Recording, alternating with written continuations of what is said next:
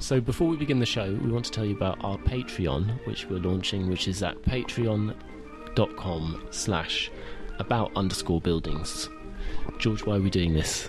We started a couple of years ago, nearly. Not for you, but for us anyway.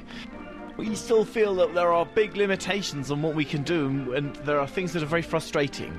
We are hoping to be able to do a bit less other stuff, to keep the wolf from the door, and a little more of this, to bump up the quality, and so we're asking you for some money.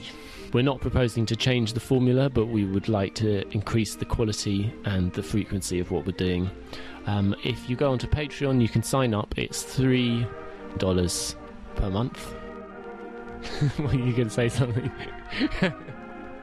We've recorded this whole thing to the background of an extremely noisy truck outside the window, which is good. It's very...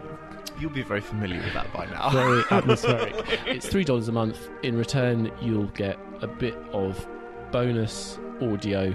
In my mind, it's the highest level of the kind of mountain of enlightenment that we're ascending during the course of the episode. And the summit, the real kind of God's view, will be for those that pay. You look like a big promise there, aren't you? I'm not sure there's that much wisdom That's in... not a promise. That was a vision. Was a vision of how it will be. That was a vision. Only the patrons. Yeah, the patrons. The Thetan Mark II or whatever. Yeah, I was thinking of the Scientology analogy. Yeah. Full operating Thetan status will only be for the $3 American dollar per month tier. Anyway, so there'll be more information on the Patreon. It's patreon.com/about_buildings. Oh, there's one other thing I wanted to say. Thank you very much, everybody, for listening. I'm tremendously appreciative and enduringly surprised, actually. When we first started putting them out, you'd get about 30 downloads an episode, and we sort of knew who a lot of those people were. A lot of them were bots, and the rest of them were like our parents and immediate friends. But now there are thousands. There are like plausible thousands. Not when I first started saying that, because there were like 2,000, but it's quite a lot now. Yeah, it's very surprising, and it's gone better than I thought it would. Thank you all very much. So check it out, patreon.com/about_buildings. All right.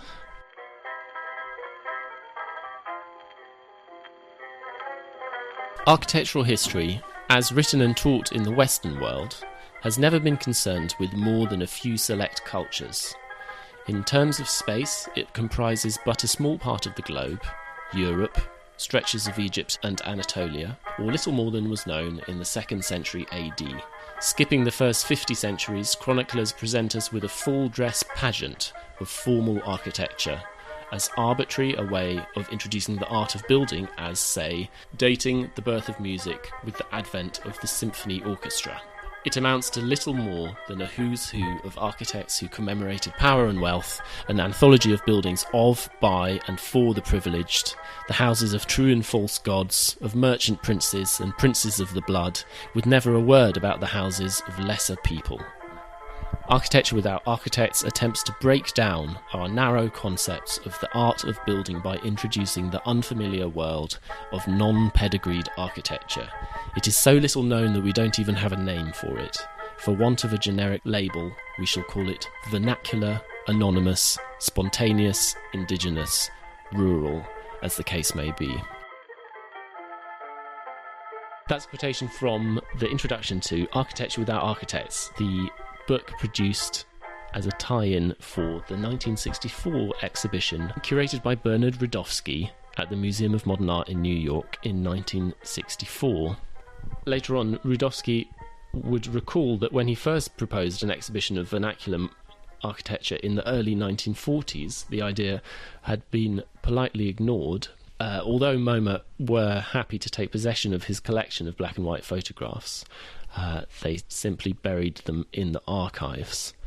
Even in 1964, he later claimed the idea of the exhibition was simply not respectable, and until the opinion of various late modernist cognoscenti had been sought and their approval gained, the exhibition could not go ahead. Fortunately, architects like José Luis Sert, Kenzo Tange and Richard Neutra, who Rudovsky consulted at the time, were all supportive. It was a success in its own terms. It has had a long afterlife through the success of the book produced alongside it. It's still in print today. Well, what can you say? It's frequently read by architecture students, and it's a sort of... Cultured uncles or equivalent will give it to young prospective architecture students. It's got various qualities which make it it's sort of studiously black and white, full bleed, tasteful in that sort of 60s way, but also broadly accessible, and deals with attempts to inculcate a culture that respects various things that are thought to be good. Difference, curiosity, broadening of horizons and expansion of the frame of view of architects. So it's regarded both as an attractive but also as a good piece of propaganda for... Yeah, it's funny you say that. The copy I have in front of me, which is my girlfriend's, was indeed given to her by a cultured uncle when she began university. There we go. Yeah, when we moved in together, it was one of the few books which we had 2 copies of. So it's a famous work, and a number of you will have heard of it. We know that because we said we were going to do it, and lots of people said, that's good. Yeah, I think it's a much loved sort of source book among many architects and designers. And its author, Bernard Rudovsky, who we're going to also talk about a bit, a very fascinating character, rather attractive in a certain way. As a person with a diverse set of interests, he aligns quite strongly with the ethos or image of the podcast in a certain way. He was kind of a bon viveur in the sense that he was very concerned with the idea of what it meant to live a good, fruitful, sensuous and enjoyable life. Highly idiosyncratic, with a broad set of interests which were very much kind of his own. I think he would always also play up a little bit his own kind of iconoclasm or eccentricity, wouldn't you say? This book and the work that went with it was a long time in coming. You will have heard almost exactly the same story with sort of slight different changes, but there's some very strong leitmotifs in the build-up to this that you have heard with other people we've dealt with. And it fits interestingly within a cosmology of architectural eccentrics. I think we both agree the strongest work is the book Architecture Without Architects. Now, that's not to say there isn't a lot of other interesting things, but I think first we should go to the book, and then we can discuss and what it means in a greater context. The book, at least in the sort of early incarnations, is a black and white paperback, shorter than A4, about 5'4" portrait, I'd say. It's got a full bleed, enigmatic black and white image on the front with the title Architecture Without Architects, and the majority of the book on the inside is either full bleed or large black and white images, mainly photographs, often take at funny angles, of largely unpopulated vernacular architecture, stretching the definition of architecture right to the limit. It can be sticks on a mound, but a lot of it is also Italian villages. What he means by architecture without architects, it's very broad, but it does have certain exclusions. One is that it's things which are outside of the sort of heroic canon of architectural history. Your kind of classic architecture history survey course going back through sort of up until the ancient Egyptians or wherever those sorts of things would tend to begin.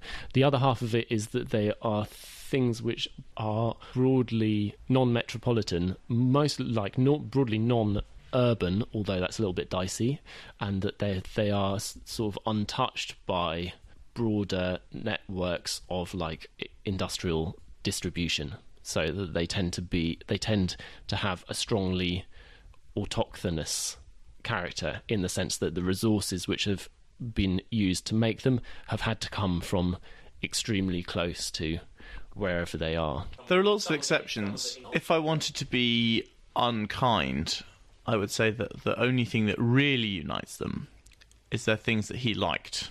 You can describe the exhibition. The design of the book is very much in harmony with its presentation in the exhibition. There's a photograph which you have, and I think it's quite a fun era of exhibition design. It's very sort of stark, very abstract. There are lots of these vertical black, very thin columns, which the photographs are applied to framelessly, and they run over one or more of... They sort of run over the column grid. Sometimes they run over a single bay of the column grid. Sometimes they run over more than one bay. And so the grid of the columns is a little bit like a sort of visualization of the column grid, which you have in quite a lot of graphic design layouts of the time. I'd say it looks a bit more restrained in the book than it was in the exhibition. We will get more into his career as a curator, but this was by no means the first exhibition which he'd organised for MoMA, and he'd been doing it for more than 20 years, actually. At MoMA, he'd been doing it for 20 years, but he'd done exhibitions before then. I think we should talk about the images. Yeah, we should say something about the images, which is that although Rudovsky was a keen and I think pretty talented photographer, the images are by no means all his. Lots of them are old. Some of them are copied from books. He talks about at various times having got some of them from the collections of other people. But so much of what they document may have no longer existed at the time that it was on display. Most of it still does, although the lifestyle that accompanies it, I would say, has been degraded very greatly. So there's a short essay at the beginning, and it is short, it's a few thousand words. There's various little notes, and then it's quickly into the body, which isn't divided up by chapter, but may as well be, in that it is divided by type. Some of the sections are much longer than others, and each type section, will have a short commentary on it. But mainly, it is just drawing together, from as global a reference he can, types of buildings. So the first one is amphitheatres.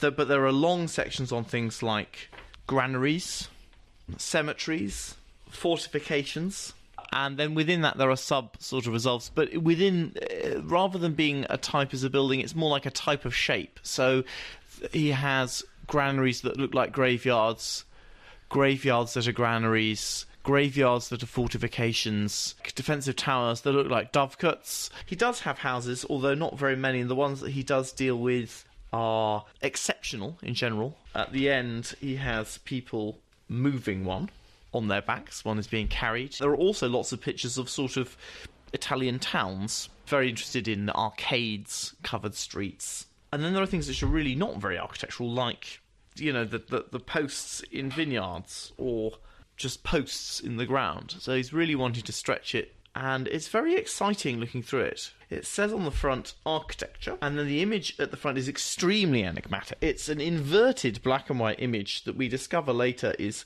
of these terraces with posts around Lake Garda. But it is very, very ambiguous what it is when you see it on the front. And that ambiguity, combined with the word architecture, is exciting because it expands away from the mundane, away from humdrum modernism, what architecture can mean. And I think that's one of the things that he's finding very exciting. The book begins with what are essentially landforms, these strange circular terraces from Peru, these kind of grave landscapes. Oh, there's this really funny, there's the French where they're the rows of standing stones, which were subsequently reorganised by 18th century people to be in nice, neat rows. A bit slightly tidied up. Yeah, Karnak, which is a famous... Most of them fell down, and they probably weren't ever in rows like that. Yeah, and then I think this, which is one of the strangest ones, is the Audex Necropolis, a sort of like mound with lots of dead trees stuck in it. Clearly once it was ceremonial tumuli grave with some sort of, I think it looks to me like there's two stockade-like patterns of sticks that were there originally. But as time has worn it away, it's become eroded and fallen down, and it's been left with what is a very ambiguous sort of story about materials. Rudovsky is much more excited about the as-found and somewhat a kind of transformed condition, this sort of enigmatic sculptural thing which has come to be, than any sort of imaginative reconstruction of what the thing might have been like originally or what it might have been for. For Without Architects in the title really is about the way of looking. It's making explicit the intent that obviously these things were designed by people, and a lot of them were designed by people who were highly specialised and educated in what they were doing and deeply technical. But he's not interested in that. He is interested in the objects as sculptural found forms which are isolated from culture. He's not interested in local cultures in this book. He's not interested in the anthropology, only in the universal sculptural form of these types and the expansion of the view of architecture.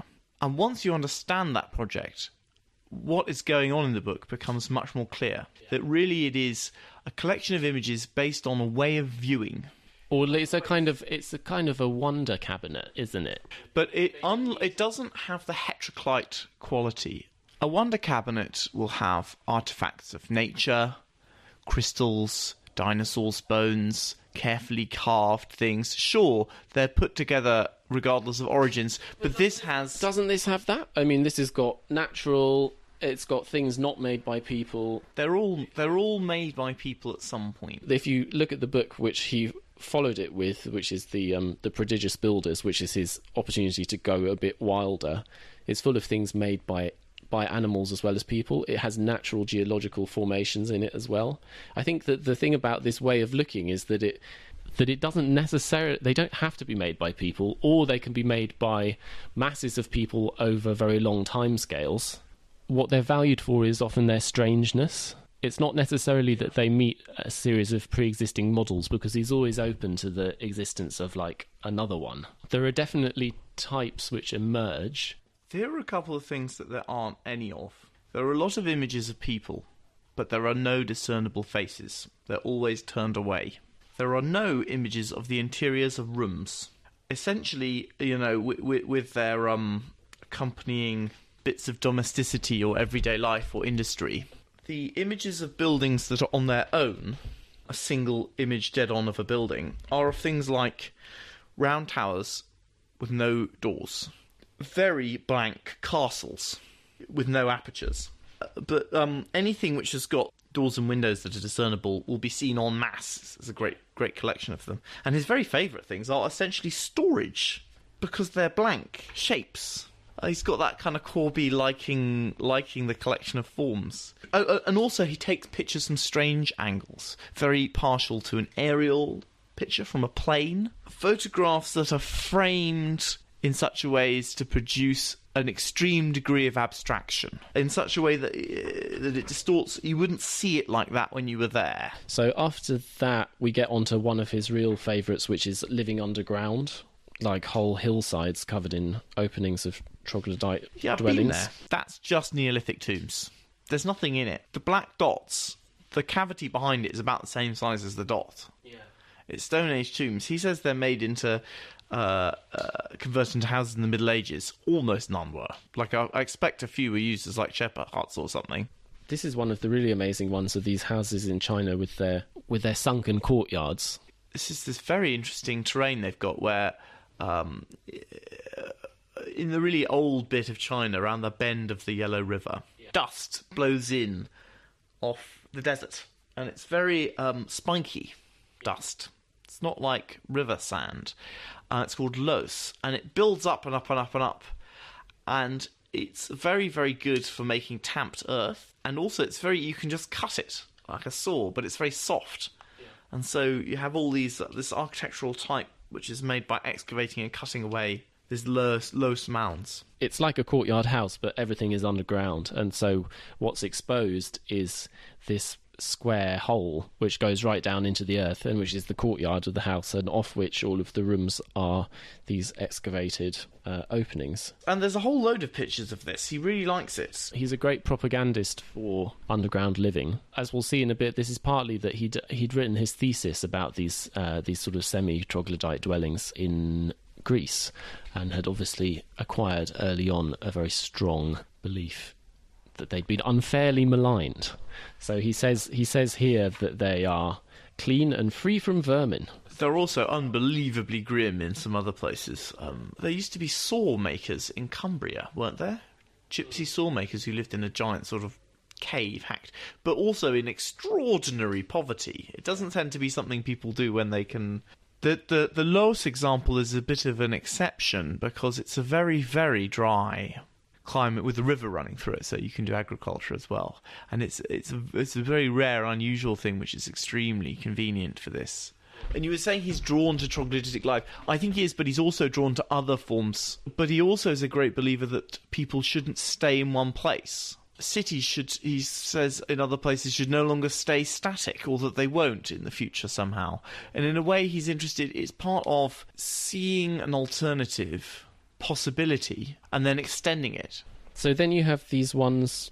These ones are purely geological formations. The Ciudad Encantada, which is a sort of geological deposit. And then there's a baobab tree, which has been hollowed out, or he says is sometimes hollowed out to create a dwelling. No, this one hasn't. He just says that you could hollow it out. I mean, and they are rather amazing forms. I mean, the baobab is an amazing looking thing. This sort of enormous, like, elephantine... The quality of images in this is really high. Then here's one which he comes back to at other times, which are these famous tufa, like cone cave dwellings in Anatolia, in modern-day Turkey, in a place called, was it Göreme? There's the Ethiopian cut-out churches, which are by now rather famous. Yeah, the famous churches at Lalibela. Yes, all looking suitably sculptural. Then we have agricultural. So we have a very interesting... It looks like a picture of a model almost of Chinese terracing, and then various things to catch earth to make fields. He doesn't have the amazing ones on St Kilda. Oh, yeah. Most extraordinary... A lot of these are accompanied by extraordinary human hardship and poverty. The one at St Kilda is where the whole island was covered in... dry stone walls, because all of the soil was blown off the island all the time, and they'd pile up kelp and then grow things in the kelp behind these dry stone walls. That sort of thing where you've got the collections of dry stone walls which are to either hold back or retain earth, again making beautiful images in a landscape. But the next ones appear to be of Santorini. Yes, these little white towns of barrel vaulted dwellings. He has this thing where he says that a town, or is it? Oh yeah, a town that aspires to being a work of art should be just as finite as a painting. So it's kind of important that these are little towns where you can see the edge. They have this very spectacular relationship to an often very dramatic landscape, but they don't stretch off into the distance. They are condensed and often quite sort of fortified. A funny thing to say, a town that aspires to be a work of art should be as finite as a painting, which really re-emphasises the project, doesn't it? Because towns don't aspire to be works of art, by and large. They are very dense, either for reasons of fortification or because it's necessary to have everything close together for utility. They're not like that for aesthetic purposes. But he's interested in the image. So there's this wonderful image of Anticolo Corrado, which is this lovely image. It has a really good like foreground background thing, where I feel like they must have done like a sort of dodge or something. The background is so sort of fading into the mist. It's number 36. They do look surprisingly like that sometimes, but the quality of the black and white photography really emphasises it. He's very interested in towns as organic wholes, the image of the collective.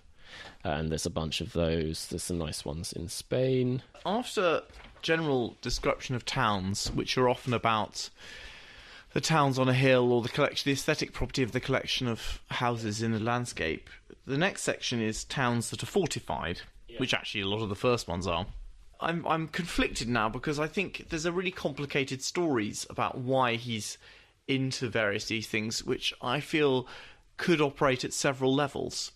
So as we are describing, he's obviously into the aesthetic properties of this of these towns on their hills or huddling up against their bluffs, their curious cylindrical houses with pointy roofs or whatever. And then we come on to these fortified towns, and he's interested into the aesthetics of the fortification. So, fortified places. Grown-up people have been known to be in raptures over the aesthetic adventures afforded by the split-level house, which suggests they've never quite been able to leave the ground in our modest flights of architectural fancy. And then he's saying, these fortified towns are much more exciting in their split levels, which is a very strange thing to say, that these people have built essentially these castles in the desert to defend this tiny surplus, and that what's interesting about it is that they employ split level architecture, which at one level is really a profoundly strange thing to say from someone who fled the Nazis, lived through the air war, went to Japan after the nuclear attacks. I mean, a while after, but seems to have some aware of this sort of troglodytic existence or its potential in the kind of post-age of air war. Yeah. And yet he's got a whole big series of fortified dwellings, which are analysed entirely, in the pictures, entirely in an aesthetic sense from the point of view of them from the outside, and in the writing are analysed for their aesthetic potential, also including the person moving around inside them, and comparing them to the way people talk about, suburban American houses. And this duality exists in the earlier ones, because he's very... the other theme, as well as his very broad definition of vernacular architecture that goes through his life, is building in supporting and shaping a lifestyle, and a lifestyle that is universal, not modern, sensual, elemental and bodily pleasures. There are multiple impulses, but there also is a strong, willful elision, obfuscation. Part of the thing that makes the book, and the reason why discussing the physical quality of the book so attractive, is its expansion or reframing of architecture. But that reframing has some very strange qualities to do with life, what generates these things. And I think fortification is a really clear example of that. He seems to be saying it's better to live in a fortified town in Mali, on the edge of civilization, or wherever it is, because of its aesthetic properties, than to live in American suburbia. But everything is highly ironic, isn't it? It's sort of sarcastic, actually. One of the narratives running through this whole thing, which at a quite basic level, is that maybe civilization isn't all it's cracked up to be. And that's sort of a point which is made repeatedly, playfully, in different ways. And I think that there is kind of an enjoyment of making these quite sort of silly jokes about contemporary fashion. Proper weird right after the Cuban Missile Crisis to go, we shouldn't live in houses, we should all live underground. But he's not saying that. I think that it's a real mistake to try to distill like a Rudovsky manifesto out of this, because there isn't one. In one of the books which we read, I was thinking about this in one of the books that we read on this, the Lessons from Bernard Rudovsky, Life as a Journey. This is a useful reader on his, which came out a few years ago, instantaneously went out of print, and is now very handily on Amazon for $1,500, having previously cost like 25 or something. You could quibble with various things in the book, but the title, I think, is absolutely correct, because he's constantly in motion. He has this sort of permanently critical and questioning posture, but he's not using that to, except in certain quite personal ways, which maybe we'll go into a little bit more later. He's not using that to assemble a manifesto. He's not using that to assemble a vision of how the world should be or how everyone should live. It would be a huge mistake to say that, Bernard Rudovsky thinks everyone should live underground because he says caves are so wonderful, because he doesn't really think that. But everything, and he enjoys the provocation. That's the mode that he works through, sort of writing to the pictures, isn't he? And he's saying that there is, he talks about labyrinths. It's all very romantic. He's kind of he's romancing what's already in the image and kind of adding another level of narration. Often it looks initially as if there's no one in the picture, But then after a little while you realise there is one or maybe two people in the corner of the picture. And that's, I think, is the ideal... Tiny and blurred. Yeah, tiny little person, often going, they may be like in the act of coming out of a doorway or something like that.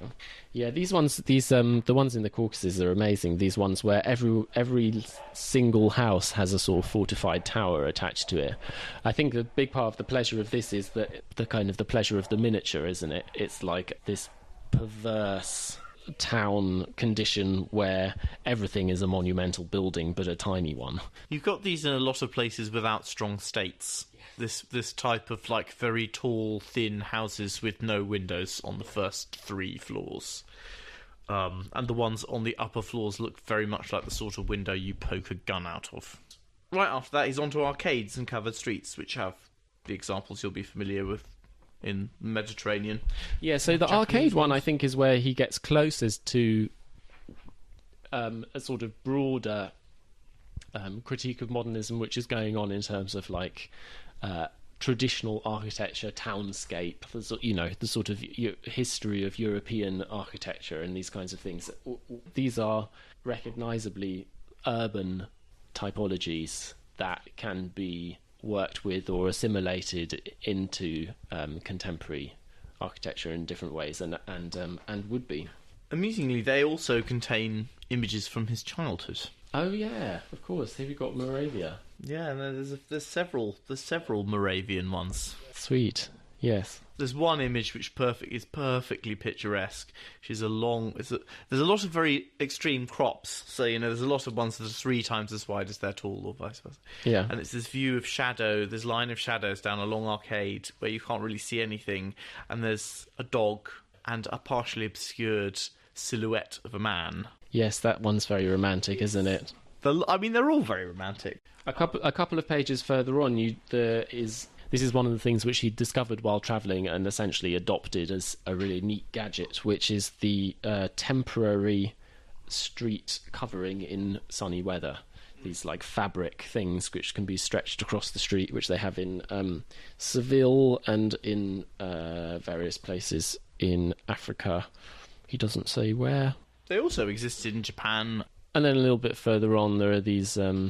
I meant to say that that's something which he would propose quite a lot in his own architecture, where these outdoor rooms with covered courtyards, or courtyards which could be covered by these fabric shades. I think he's very interested in that type of space. I think was a particular fascination for him, which could be moderated. Yeah, the street that becomes slowly indoors through covering, the corridor street or the corridor courtyard.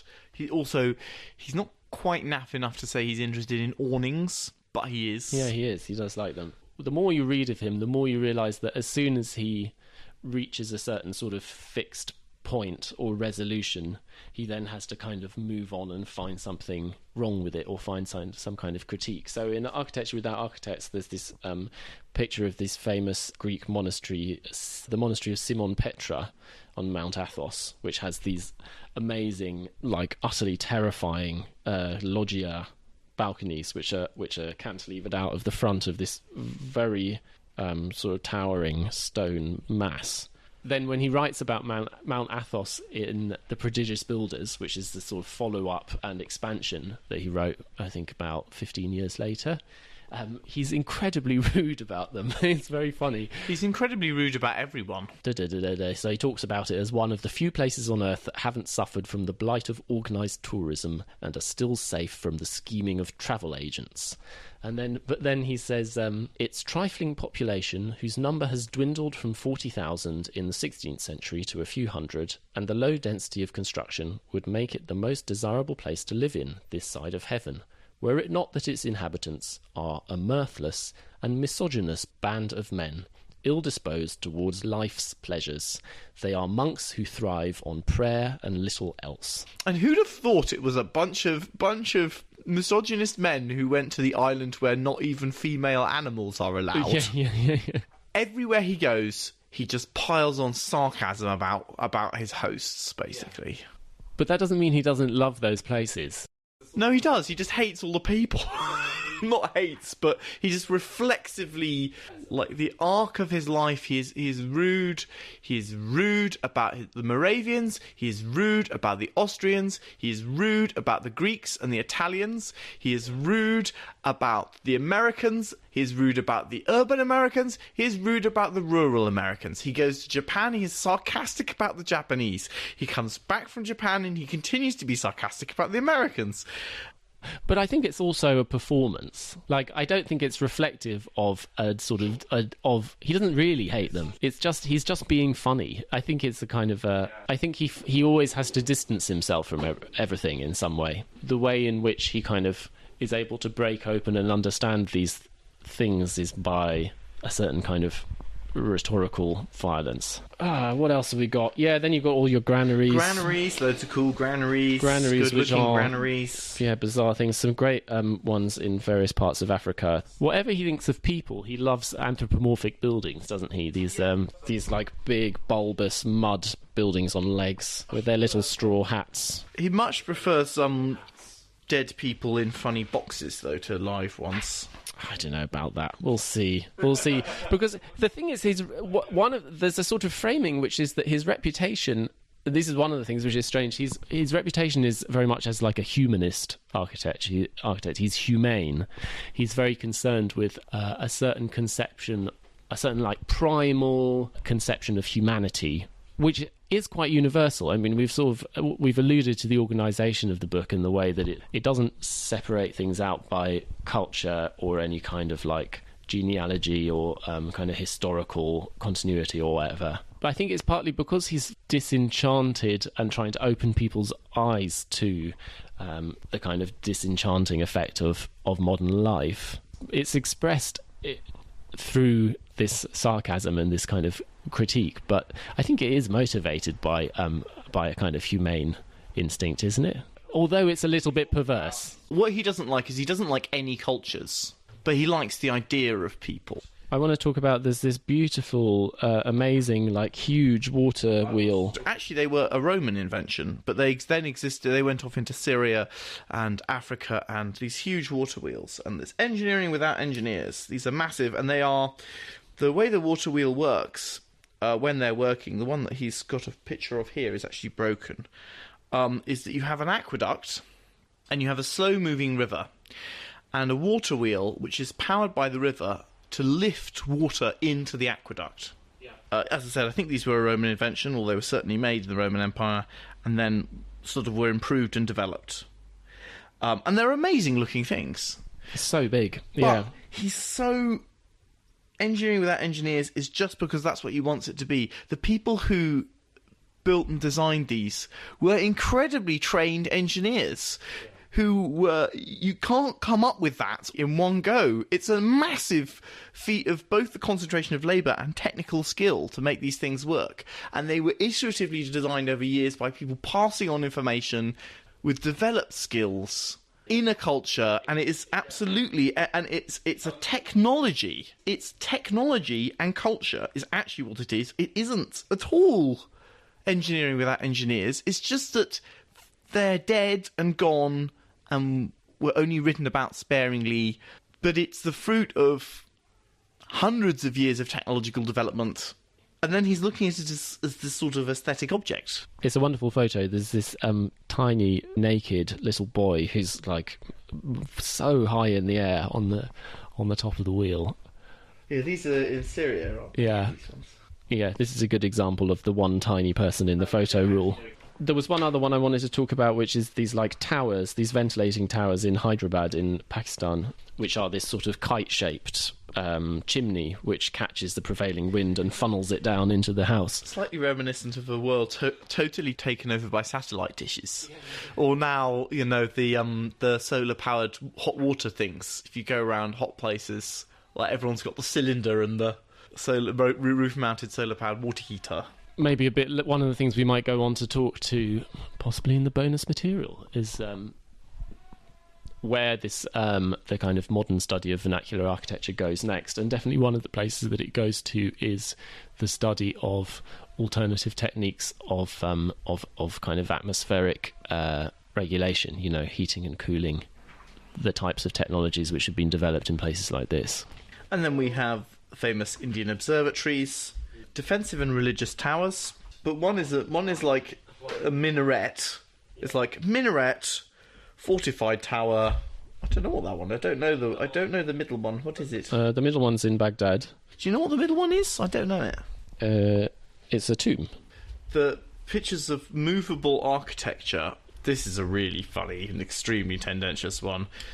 There's like some people with what look very much like coracles to me, but he's pretending they're houses. There's some people moving a little reed roof. Yeah. The one with 4 guys like standing, resting the roof on their heads is very strange. What do you think's going on there?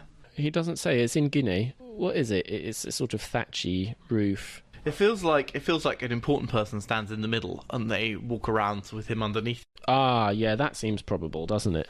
They're That's what it seems like to me. They're 4 strong young men who are sort of positioned at the cardinal points of this roof. It's totally bogus. He doesn't have any like yurts or anything. The type of moving architecture he wants is the one that is an entirely assembled house, which people just walk around in. The quality of images throughout is really good. What do you think it's meant to achieve? I think that reframing.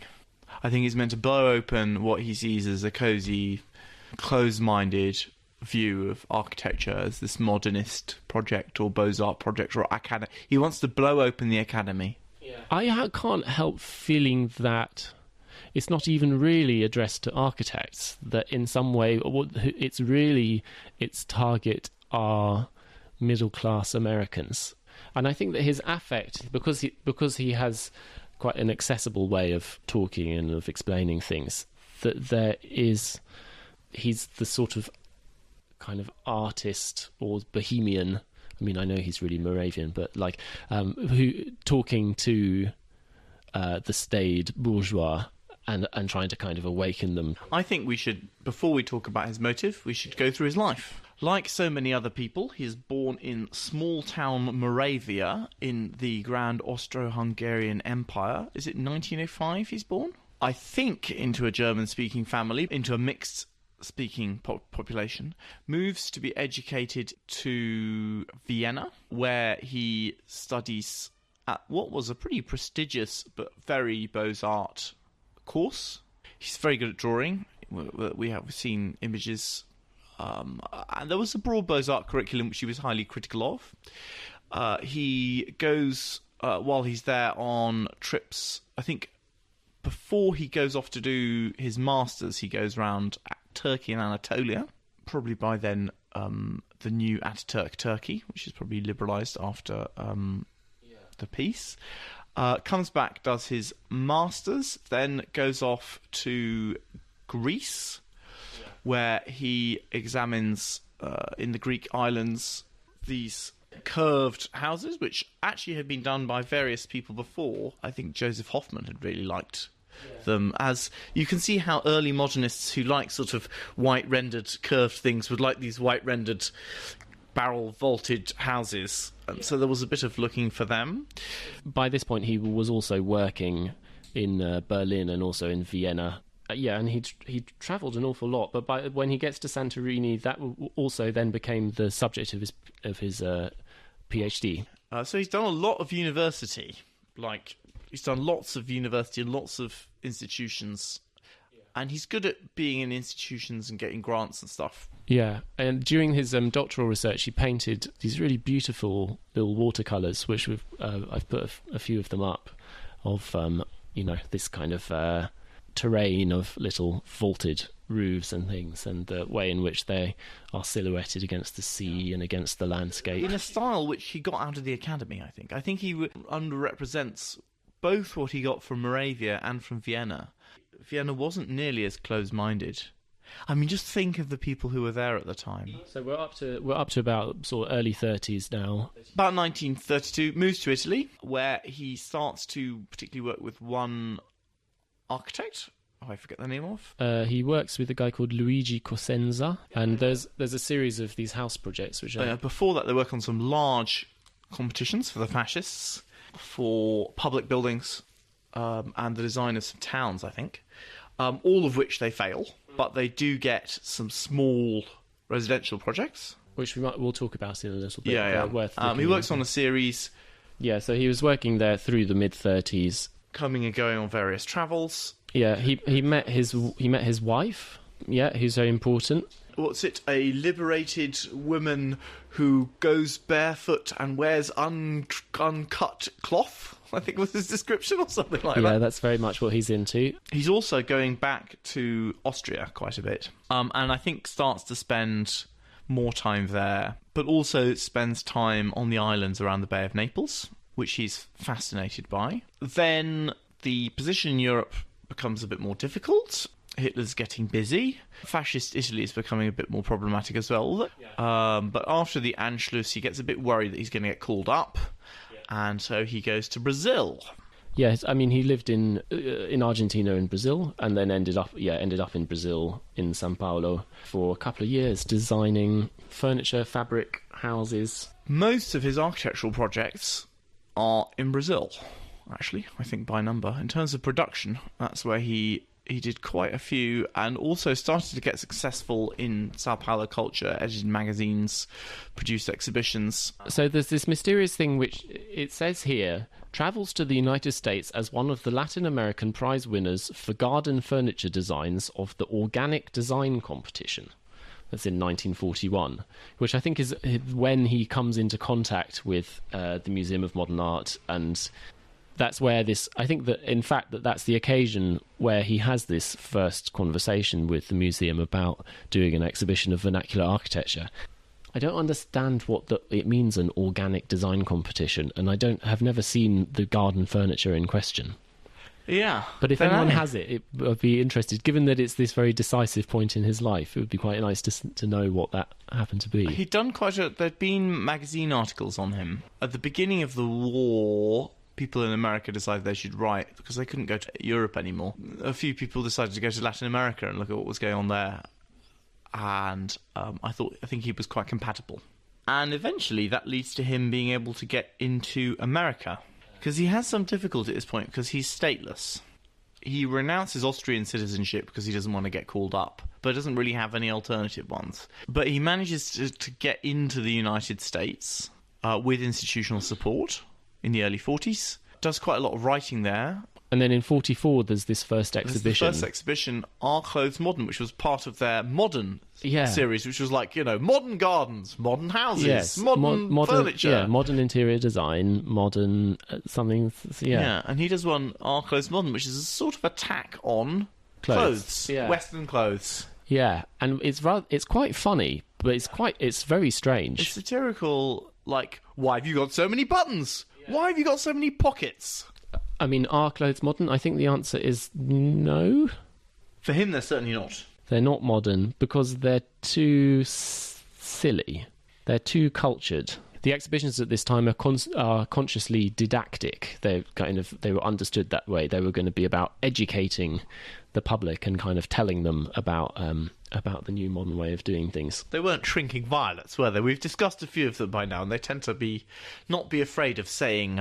So he does this funny thing. There's sort of an image of on the wall of like a guy in his suit, and then there's this like hanging glass plane which just shows all the buttons. And then there's another one in front which just shows all the pockets. And the buttons on their own, I think he intended people to kind of see this rather absurd profusion of fasteners, which in his retelling is sort of like kind of covering yourself in like jewels or something. It's kind of this strange and rather savage form of ornamentation which we only don't question because we're so used to it. Does it also include the picture of the two New Guinean gentlemen, well-attired New Guinean gentlemen, or wherever they're from, who are wearing their penis tubes? Yeah, well, so here this is, I think, slightly uncomfortable. But the rhetoric here is, the title is "Every Modern Style Has a Jungle Counterpart," and apologies if this is a bit racist. And so then it has like a picture of a woman wearing a fashionable dress with something called a fan bustle, which is this sort of swag of material over her behind. But the funny thing is, fan bustles were like weren't these very fashionable in like the 1880s? Oh, I don't know. Someone who knows more could tell me. And then on the left, it has a woman in the Congo who has this sort of strange kind of rigid elliptical thing which is covering her bum.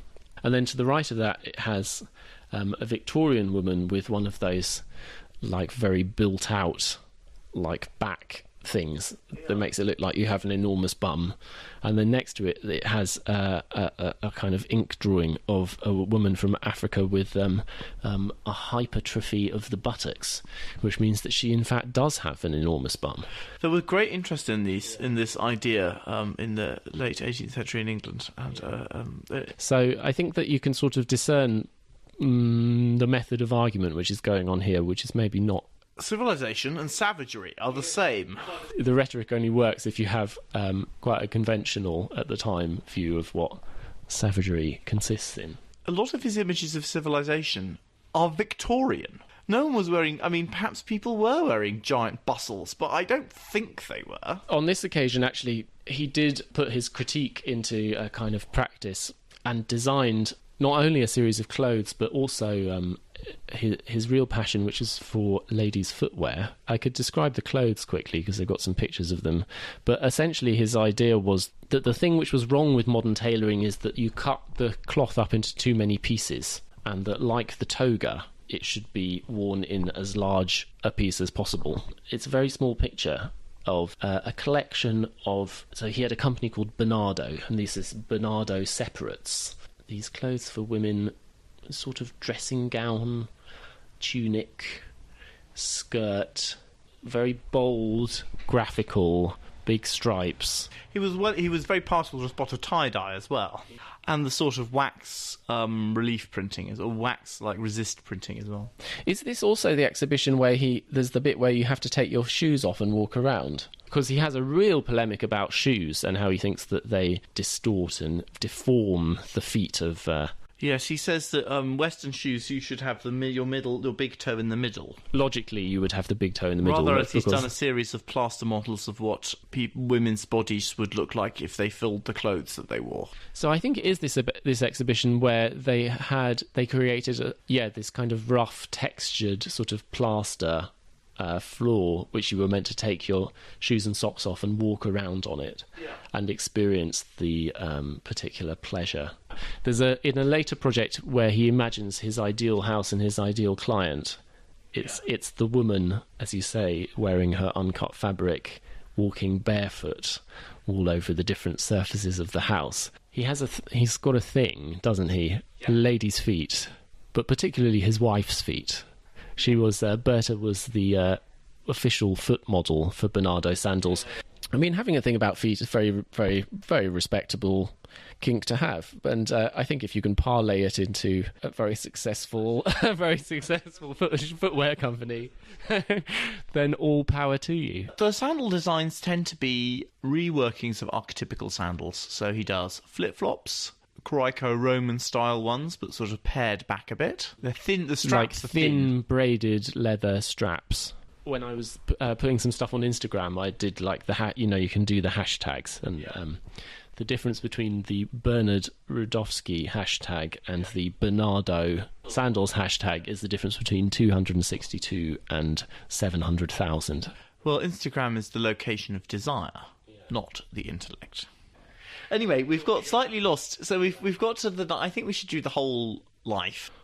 I think it's important. I think the foot fetish is an important part of the... well, he's a general sensualist. He also writes a lot about food. He's even more of a food snob than me. Yes, I believe that in the arts and in architecture, the sensuous pleasures should come before the intellectual ones. It's one of his quotations. Okay, so he's in America for a few years because he doesn't have a passport apart from anything else. But the Bernardo sandals got going in the mid-40s. Carried on going for the rest of his life. He's a significant figure in the history of popular footwear. They'd been an absolutely not thing, and they'd sort of started, I guess, in the 20s and 30s, hadn't they?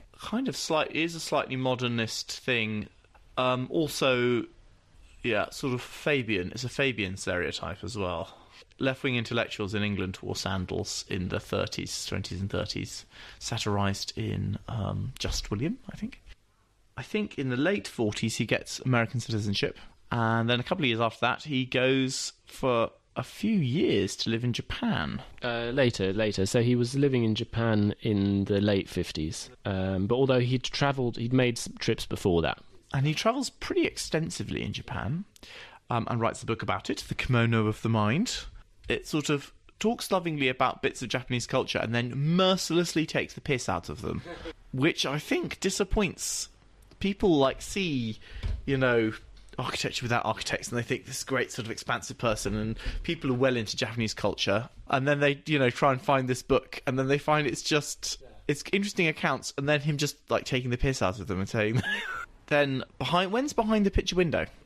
So that's before that. That's in the mid 50s, and then Behind the Picture Window is a book which again I've only read excerpts of, but it's a real attack on sort of the new American life, which is both suburban living with cars and conveniences. He's really against mod cons, or some of them. Although it's worth saying all the way through, he believes in air conditioning, and he really dislikes what he would regard as ineffective cooking, tasteless kitchens, but also has problems with advertising. And also he is very suspicious of American culture's politics of control and surveillance. There may be a little bit of sort of anti-McCarthyism underneath, but in the same way that, I'm not entirely sure what the Fortifications is about. It seems to be more about just taking the piss out of, suburban housewives as well, more than anything else. And then, the rest of his life is this sort of series of further books and exhibitions. The area which we haven't done is he has a general study of life, and something that he has multiple books on. They will be divided up by eating, sleeping. In each section he will say the natural way of these things has been perverted, and each of these things should be you should only sleep on the ground. You should eat lying down. Cutlery, you should eat lying down with just your hands. Cutlery is a fork is an implement for moving dung, which has somehow got into the, and he's got a thing about we've sublimated violence somehow, but we still have weapons at the table. Rocking chairs and swings are either sex toys or aids to masturbation, which have somehow, as sex has become more sublimated in our society. And those things, we can just say he, continues on all those other topics through the rest of his life, and continues to do exhibitions around about that sort of thing in America, largely. And I wanted to add, I've very strongly sort of said various strange things that he's suggested, but he never sort of actually says or makes explicit that he doesn't say that everyone should do this stuff, and he just spends a lot of time pointing up things that he thinks are wrong. For the most part, isn't prepared to be nailed down. On one hand, in one of his books, he will take the mick out of something, and then later on propose it as a very good thing. Yeah. So a lot of things he takes from Japan, I think, I'm slightly having to extrapolate this, but the way he describes bathing, the ideal of bathing, is very Japanese, where you you wash first and then bathe communally and socially. Which is great. It's fun. I like it. And it should be a sort of joyous social thing. It's not that joyous, having done it in Japan. The experience of doing it is that the ones I've done it in are sex segregated, which is the norm. More bohemian ones, maybe you can mix it up a bit. My experience is, as a man, you do all the washing thing. You get in, and then you sit in silence while you listen faintly, often over a wall, to the sound of all of the women talking to each other in the women's one. But in the men's one, no one talks. To talk is not really a male quality, is it? But I guess the point about Bernard is that, or Rudovsky, I should always be talking about people and their surnames. I suppose that's the convention, Bernard. Isn't it? We can call him Bernard. This is new media. The rules don't really apply in the same way. He's not prepared to be pinned down, and I think he sees it as a virtue to always attack. And actually, he's still pretty attached to a lot of modern... He doesn't believe in going back to the ancients. He likes some mod cons. No, he's a skeptical modernist, isn't he? He's a provocateur. He's got a big line that houses should be instruments for living and not machines, but I don't really know what that means. but we can have a go at working it out next. We could talk a little bit about, he did work on a few houses, quite a few actually during his lifetime, which constitute a bit of a vision for the good life, for his kind of version of it. I think the two we'd talk about probably are the Procida house and the Nivola house, which are from, I think, sort of mid-30s and early 60s, respectively. No, maybe the Nivola one is earlier, I think 50s. And the Procida one, he wrote this kind of accompanying, like, commentary, which talks about the way in which it's intended to be used. Let's start in the bathroom. The room for bathing has no fixtures. A depression in the floor collects water for the bath. The morning sun comes in through the open door. The toilet fixtures are confined to the adjoining room. The courtyard is the real living room. Its floor is formed by a lawn with little daisies and veronica. In spring there will be violets and orchids. The sky, with its endlessly changing appearance, serves as a ceiling. One can protect oneself against the summer sun with a length of canvas. A fireplace allows for lingering there in the evenings during the spring and even the autumn. Dogs, cats and doves will find refuge here. Before entering the bedroom, where the floor is composed entirely of mattresses, one removes one's shoes in the dressing room. A mosquito net that hangs from the ceiling protects against mosquitoes and flies. The kitchen is electric. The meals are completely prepared here so that one does not have to do any work at the table.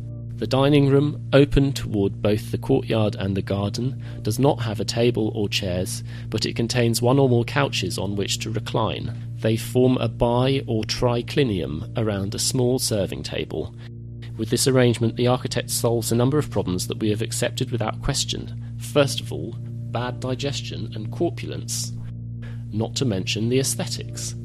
The music room also serves during inclement weather as a living room. Along one wall there is a built-in couch that can serve as a bed for one or two guests. And just to say something about the plan, so it's basically not quite square plan where there's a single row of rooms which are arranged around a square patio in the centre of the plan, which is sort of open at one side so that there's an entrance. This creates a threshold on one side. The indoor-outdoor space is very closed off. It's a tight wall, courtyard that's in the middle. And there will also be a patio. So he does houses which are both patio houses where there is a patio on one side and courtyard houses where there's a courtyard in the middle. I would say essentially all his houses are one or other of those. It's either a single central courtyard, possibly with a patio on one edge, or they are built into a landscape with a patio which might be raised, like a terrace. The Casa d'Oro in Naples, which is one of the houses he built during his Italian period, has its back to the hillside. It's amazing. It's built capping this cliff. It's fantastic. And again, it's almost like a single, in this case slightly curving plan, like a single thickness of rooms, and then these different patios which are coming out. That one's interesting because some of it is built down, or rather they sort of extend the cliff up with a retaining wall and have rooms in that. And it's somewhat free section. I haven't seen a very convincing section of it yet. It's multi-leveled, whereas most of his buildings are bungalows. I disagree with him. I think the first floor is the best floor. It depends on the climate a bit. First floor is best for most climates. I think they both have things to be said for them. Yeah, the ones above that I'm not sure have much to be said for them except the view occasionally. It'd be nice to, you have a sort of low one and then you have a tower that you go to the top of and survey your estates while eating dainties. You could detect various things in that, can't you? There's the idea that history has much to tell us about the right way to live. One thing that he's reacting very strongly against is the house of kind of gadgets, isn't it? Yeah, but it's an all-electric kitchen. The all-electric kitchen is a way to... It's a strategy of simplification, isn't it? But yeah, the stone bed. I feel like the stone bed is or the built-in stone wall couch. Yeah, but the stone bed's funny because it's like the whole floor is carved out of the bedrock, it seems, covered in mattresses. Yeah. But a lot of that house is also it's a classic Mediterranean house and modernist. Having the very closed courtyard is sort of specific to him. It's funny because it's also very defensible, isn't it, this shape? As well, I was trying to get to something with fortification and troglodytism and moving the house away. He's someone who is a conscious cosmopolitan who said you don't need roots. My roots are like an air plant. I suffocate by staying in a place for too long. But actually, you can also see from the story and the works that he is tremendously influenced by everywhere he goes, and tremendously influenced by his youth and the culture that he grew up in. But his vision of the home is this self-contained world. It is this fortress turned in on itself. An open-minded woman cannot wear designer clothes, hats and shoes in her own house. What does she wear? Uncut cloth. A tunic. Yeah. And no shoes. That's what all open-minded women must do. So there's another. He did this post-war house, which I know much less about, but which has this very singular poetic moment. The Nivola house, where there's a tree, and there's this white wall, and they've like cut a hole in the wall to admit one of the branches of the tree, so that there's this kind of interlacing. They've built the wall around the tree. Yeah, the interlacing of the architecture and nature. Buildings aren't very well published. He actually did quite a few, but it's a bit difficult without being able to either go to them. I haven't seen a colour photograph of one of his buildings. Have you seen a colour photograph of one of his buildings? I'm not sure I have. I've seen colour, like watercolour paintings of them. He's a very confusing guy. I'd really recommend looking at the books starting with Architecture Without Architects, because the images are deeply attractive. And I think it's a good indoctrination of the young. It is very expansive in its definition of architecture. They're wonderful images and beautiful and poetic. At the same time, they're all kind of weightless. They're kind of disconnected from the sort of facts which have led to their creation, the process by which they've been made, by which they've negotiated, the length of time over which they've accreted. Often what you're seeing are the kind of emergent results of process which is very accidental, or which involves a certain amount of like antagonism, but which is just presented as a kind of tectonic possibility. The product is the image, is the photograph, and a key point in the development of that is the act of taking the photograph. I may be criticising him a lot because I feel that no one who takes him seriously, or not many people who take him seriously, have been prepared to pick up on the fact that there are two things I found very problematic about him. And one of them is his relationship to culture, I find very problematic. He doesn't care about the cultures that brings a lot of this stuff about. I mean, it's a sort of a moot point whether he cares or not, but they're like stripped away in the presentation, and in doing so deliberately gets rid of the humanity of a lot of the stuff, actually, as in the messy business of people, societies, how people actually relate to each other, how things actually come into being. It's this totally idiosyncratic and uncontextual engagement with the source material, but I think that that's fine as a thing to exist in the world, and that a kind of a sort of rewarding frame to slip into, this rootless, unmoored way of looking at things which you sort of deliberately don't understand or don't try to understand. He obviously does have lots of ideas about houses, but the house is something which only really comes into focus as like a single thing. When towns appear, he does, and he actually was one of the books we haven't talked about, is he does have this book about like streets, and I think he definitely has a strong idea about the communal spaces of cities. If this was like a manifesto, you would have to join the dots between these things, but you can't join the dots between like a detached courtyard house in a landscape and a sort of dense urban fabric which has a particular kind of strong relationship to landscape. I mean, leave aside the like limited edge thing for now.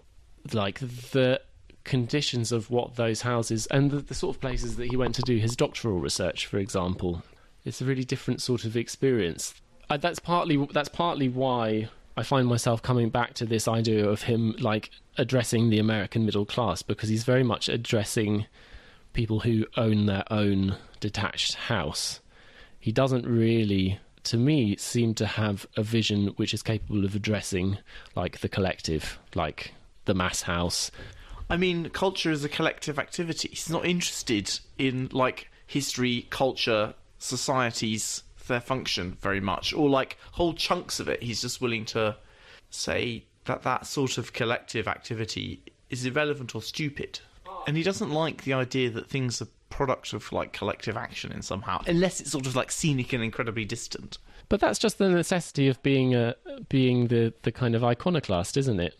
When everyone else, everyone goes to the fun fair together, and you kind of have to say, of course, what we're go home and eat worms. Well, no, you have to say, what we're really doing here is like expressing our wish to be annihilated or something, like that. Yeah, but everyone's like, just this the guy's character. humane. He can show up some hypocrisy, and he can say that to be in touch with the senses is good, and that includes the sort of immediately social.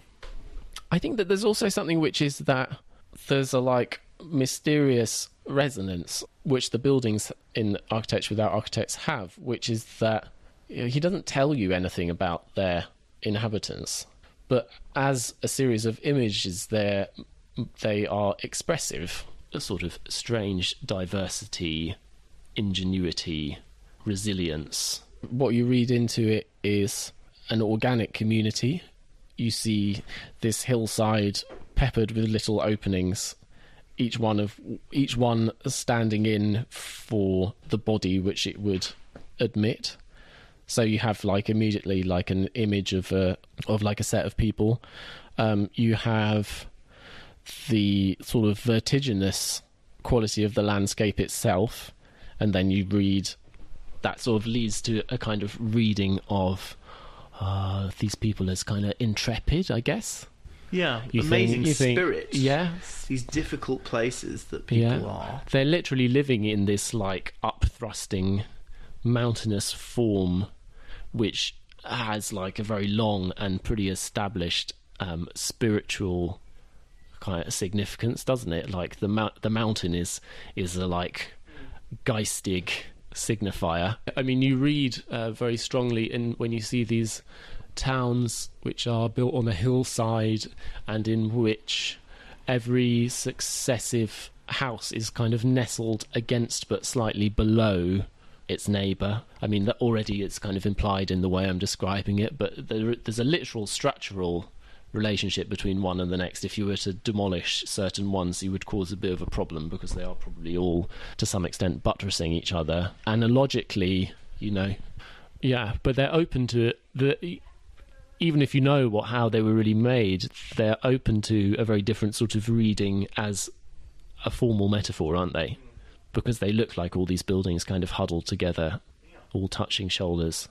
Because those places are more complicated than that, and there's a reason they're empty now. They were dependent on a very specific sort of society, which was in lots of ways, which was to do with control and lots of things. What you see, the image isn't, as an outsider, is different to you. Then you learn more and more about it, and the meaning of it changes, and the way you see it changes.